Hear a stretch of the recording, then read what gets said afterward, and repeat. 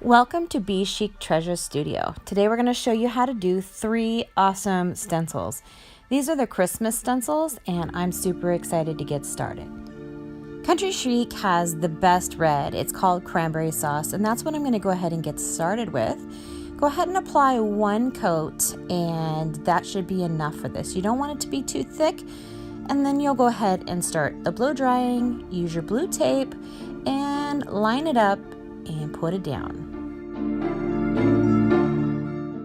This next step is my secret. Go ahead and apply the original paint color that you laid down all over the top of the stencil. It's going to create a dam so that when you do start your stippling, you're not going to have your stippling spread. It makes nice crisp lines and you'll love your project that much more. It's so important to make sure that this step is fully dry. You don't want it to like smush underneath the stencil. Once you get that done, go ahead and start your stippling. Stippling takes the longest, but make sure you go 3 to 5 passes. The color needs to be dark or light, depending on what you're doing. And once you get that done, you're ready to lift up. Don't lift up until you are completely done.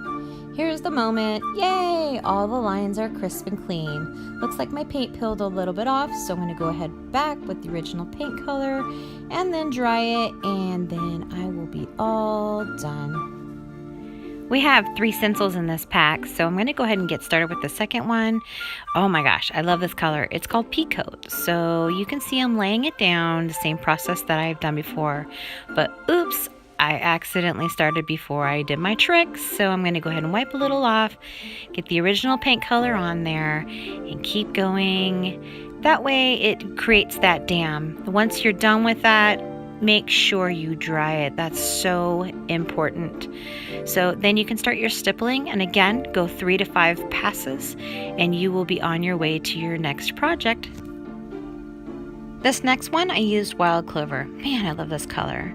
This is a gingerbread stencil, and I am also going to use fresh mustard. My husband loves this color. Throughout the video, I use Sunday Tea. This is a really good color. It's not white, it's not cream. It's bright enough so that it just really stands out.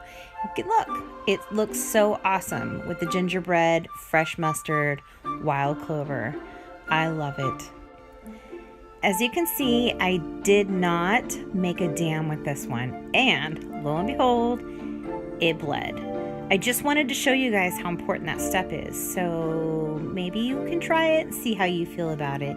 Anyway, you have to fill in and you have to go back. It's too many steps if you have to do that.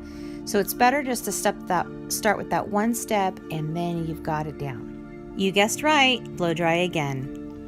I'm so excited. Look guys, gingerbread is cute. I love these. I have the candy cane, 5 cents. I added a little red to it. Love it.